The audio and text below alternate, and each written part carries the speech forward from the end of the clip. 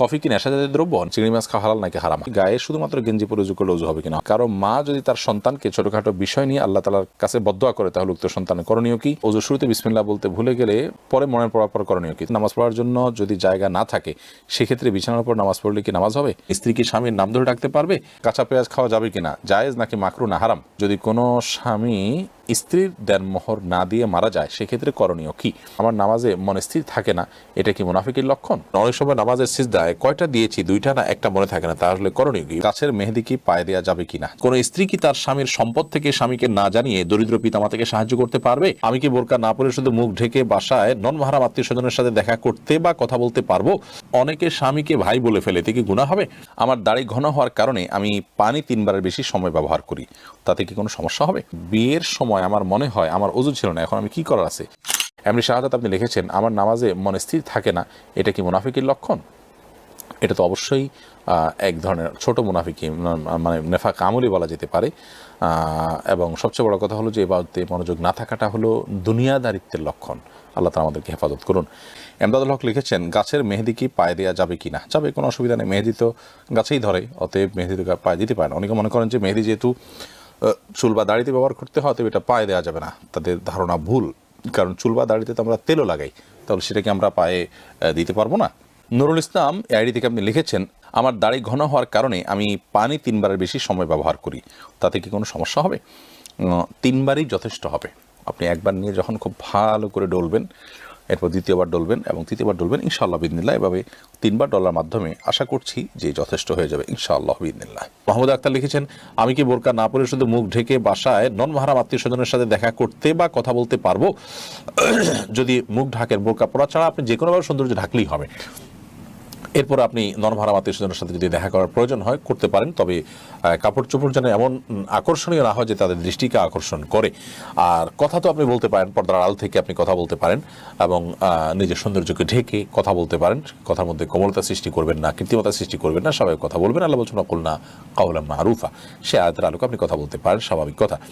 Surbin ID থেকে লিখেছেন কবরস্থানে খারাপ কোনো জিন বা পরী যে মানুষের ক্ষতি করে এই ধরনের কিছু থাকে? যদি থাকে তাহলে এদের থেকে হেফাজতের উপায় কি? কবরস্থান বলে কোনো কথা নয়, যেখানে নির্জন জায়গা, লোকজনের খুব একটা যাতায়াত নেই, এরকম জায়গায় দুষ্ট জিনের প্রভাব বেশি থাকে। সেটা কবরস্থান হতে পারে, সেটা কোনো আপনার কি বলে বন জঙ্গল হতে পারে, সেটা কোনো পরিত্যক্ত ঘর বাড়ি হতে পারে, সেটা অন্য যে কোনো কিছু হতে পারে। যথাসম্ভব এগুলোতে যদি গমন করেন নিজের কাজ সেরে খুব দ্রুত সেরে আসবেন এবং দোয়া ইস্তেগফার এগুলো পড়তে থাকবেন। দুষ্ট জিন এর উপদ্রব থেকে বাঁচার জন্য 15টি আমল এবং দুষ্ট জিন এবং শয়তান থেকে বাঁচার জন্য 15টি আমল, এই বিষয়ে একটা ভিডিও আমাদের আছে, সেটা দেখে নিতে পারেন। ইসমাইল বিজয় এর দিকে আপনি লিখেছেন ওযুর শুরুতে বিসমিল্লাহ বলতে ভুলে গেলে পরে মনে পড়ার পর করণীয় কি? তখন তো বিসমিল্লাহ আসলে শুরু থেকে বলতে হয়, পরে পড়লে আর কি করবেন? এর জন্য বিশেষ কোনো কারণে ভাত খাওয়ার শুরুতে বা খাবার খাওয়ার শুরুতে বিসমিল্লাহ ভুলে গেলে বিসমিল্লাহি আউয়ালহু আখিরাহু এরকম বলার শিক্ষা হাদিসে আছে। ওযুর ক্ষেত্রে এরকম কোনো বিশেষ নির্দেশনা আমার জানা নেই, যার কারণে বিসমিল্লাহ যদি পড়ে বলতে চান যখন মনে আসবে তখন পড়ে নিতে পারেন। এসে তালুকদার আপনি লিখেছেন গ্রামের অধিকাংশ মা বোন রান্নার কাজে গরুর গোবর দিয়ে তৈরি জ্বালানি ব্যবহার করে থাকে, এটা কতটুকু সঙ্গত? কোনো অসুবিধা নেই, গরুর গোবর তো আগুনে পুড়িয়ে ভস্ম করে ফেলা হচ্ছে, খাবারের মধ্যে তার ঢুকছে না, কোনো অসুবিধা নেই। রেজওয়ান আহমেদ শুভ আপনি লিখেছেন স্ত্রীর গুনাহের জন্য স্বামীকে কি জবাব দিতে হবে? স্ত্রীর গুনাহের জন্য স্বামীকে জবাবদিহি করতে হবে যদি সেখানে স্বামীর কোনো প্রকার ত্রুটি থাকে, স্বামীর কোনো প্রকার বিচ্যুতি থাকে, কোনো প্রকার গাফিলতি থাকে।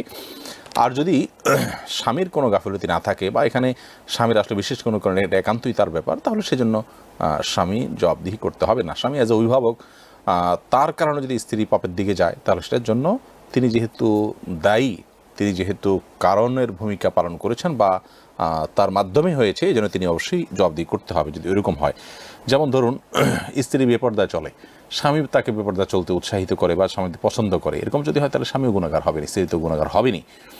আর যদি তিনি নিজে কোনো গুনাহ করেন যে গুনাহতে স্বামী সন্তুষ্ট নন, সাথে বিরত থাকার চেষ্টাও করেছেন, তাহলে সেক্ষেত্রে স্বামীর কোনো দায় নেই। হৃদিতা আহমদ আপনি লিখেছেন যদি কোনো স্বামী স্ত্রীর দেনমোহর না দিয়ে মারা যায় সেক্ষেত্রে করণীয় কি?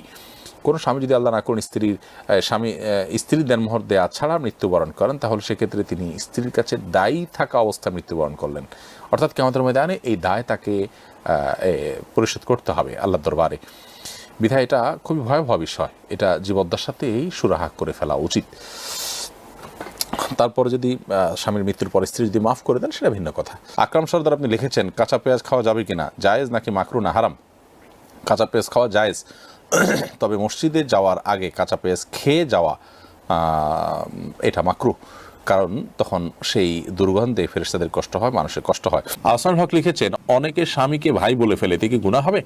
একটা হাদিস অনুযায়ী স্ত্রীকে বোন বা স্বামীকে ভাই বলা এরকম কোন একটার ব্যাপারে নিষেধাজ্ঞা আছে, সে হাদিসটির আলোকে বোঝা যায় এটা কারণে সম্পর্ক হারাম হয়ে যাবে না বা সম্পর্ক নষ্ট হয়ে যাবে না বা তালাক হয়ে যাবে না, কিন্তু এটা অনুত্তম কাজ। প্রয়োজনে একে অন্যকে নাম ধরতে পারে, অমুকের বাপ বলতে পারে, এটা সবচেয়ে ভালো, অমুকের বাপ। সাহাবীরা এভাবে বলতেন, স্ত্রী তার সন্তানের নাম ধরে বলবেন অমুকের বাপ, স্বামী তার স্ত্রীকে অমুকের মা এটা বলতে পারেন অথবা নাম ধরে বলতে পারেন, কিন্তু ভাই বোন এটা বলা হাদিসের আলোকে অনুচিত কাজ। এমডি সুরুজ এডি থেকে লিখেছেন আমার বিয়ের সময় আমার মনে হয় আমার ওযু ছিল না, এখন আমি কি করার আছে? বিয়ের সময় ওযু ছিল না তো টেনশনের বিষয়, এখন ওযু করে নেবেন, ওযু করে নামাজ পড়বেন, বিয়ে হয়ে গেছে আল্লাহর রহমতে, কোনো অসুবিধা নেই। বিয়ের সময় ছেলে মেয়ের ওযু থাকতে হবে এমন কোনো বাধ্যবাধকতা নাই, ওযু না থাকা অবস্থাতেও বিয়ে হয়ে যায়, কোনো অসুবিধা নেই। কেচ আলবি হেদায়েত শুভ আপনি লিখেছেন কোনো স্ত্রী কি তার স্বামীর সম্পদ থেকে স্বামীকে না জানিয়ে দরিদ্র পিতামাতাকে সাহায্য করতে পারবে? স্বামীর সম্পদ থেকে সরাসরি স্বামী মালিক হলে সেখান থেকে তিনি স্বামীকে না জানিয়ে করতে পারবেন না। হ্যাঁ, স্বামীর যদি মনোসম্মতি থাকে স্বামী জানলেও নিষেধ করবেন না, এরকম পরিস্থিতিতে তিনি স্বামীকে না জানিয়ে নিজের বাবা মার জন্য টাকা পয়সা নিতে পারেন, যদি জানেন যে এই পরিমাণ নিলে তিনি অসম্মত হবেন না। তবে যদি এমন হয় স্ত্রীর নিজের খরচের জন্য তিনি স্বামীর কাছ থেকে নিয়েছেন, হাত খরচের জন্য নিয়েছেন, চেয়ে নিয়েছেন, এরপরে সেটা বাবা মাকে দিয়েছেন, সেই সুযোগ তার আছে। রোশনার আপনি লিখেছেন অনেক সময় নামাজের সিজদায় কয়টা দিয়েছি, দুইটা না একটা মনে থাকে না, তাহলে করণীয় কি? সালাতের সিজদা কয়টা দিয়েছেন, যদি আপনি নিশ্চিত মনে হয় যে কম দিয়েছেন তাহলে আরেকটা দিবেন, আর যদি কয়টা দিয়েছেন সন্দেহ হয় তাহলে বেশিরভাগ যেটা মনে হয় সেটা করবেন, পরে সিজদা সৌদিয়া নেবেন। আর যদি আপনার 50-50 থাকে যে একটা দিয়েছি দুইটা দিয়েছি, কোনোটাই প্রতি মন প্রবলভাবে টানে না, তাহলে সেক্ষেত্রে আপনি একটা দিয়েছেন অর্থাৎ কমটা ধরে আপনি আরেকটা দিয়ে তারপর সিজদা সৌ দিয়ে নামাজ শেষ করবেন। এসআর এআডি থেকে লিখছেন স্ত্রী কি স্বামীর নাম ধরে ডাকতে পারবে? ডাকতে পারে, এতে কোনো গুনাহ হবে না। তবে এটা কালচারের উপর নির্ভর করে, যে কালচার এটা অসম্মান হয় সেরকম অসম্মান করা যাবে না স্বামীকে। মেঘকন্যা লিখেছেন নামাজ পড়ার জন্য যদি জায়গা না থাকে সেক্ষেত্রে বিছানার উপর নামাজ পড়লে কি নামাজ হবে? জায়গা না থাকলে বিছানার উপর নামাজ পড়বেন, কোনো অসুবিধা নেই। যদি একেবারে চেহারা ফুল ডেবে না যায়, মোটামুটি হার্ট থাকে যে আপনি স্থির থাকে, তাহলে সেক্ষেত্রে পাক থাকলে নামাজ পড়তে পারেন। এইচ হৃদয় লিখেছেন কারো মা যদি তার সন্তানকে ছোটোখাটো বিষয় নিয়ে আল্লাহ তাআলার কাছে বদদোয়া করে তাহলে উক্ত সন্তানের করণীয় কি? মায়ের বদদোয়া থেকে বাঁচার জন্য ছোটোখাটো বিষয়ও খেয়াল রাখবে যাতে মা বদদোয়া না হয় সেদিকটা। আর মার উচিত নয় এভাবে কথায় কথায় বদদোয়া দেওয়া বা সন্তানের অকল্যাণ চাওয়া, এটা গুনাহের কথা। ইমানদার কখনো লাআন হবে না, অভিশাপকারী কথায় কথা অভিশাপকারী এটা ইমানদারের গুণ নয়। মার এই কাজটা ভুল, সেটা মাকে বিভিন্নভাবে বোঝানো যেতে পারে। শাহিম এসকে লিখেছেন আমি ইন্ডিয়া থেকে বলছি, গায়ে শুধুমাত্র গেঞ্জি পরে উযু করলে উযু হবে কিনা? হবে, কোনো অসুবিধা নেই। তামিম আহমেদ আপনি লিখেছেন চিংড়ি মাছ খাওয়া হালাল নাকি হারাম? হালাল, এটা হারাম হওয়ার কোনো কারণ নেই। মোহাম্মদ বেলায়েত হোসেন লিখেছেন কফি কি নেশাজাতীয় দ্রব্য? না, কফি নেশাজাতীয় দ্রব্য নয়।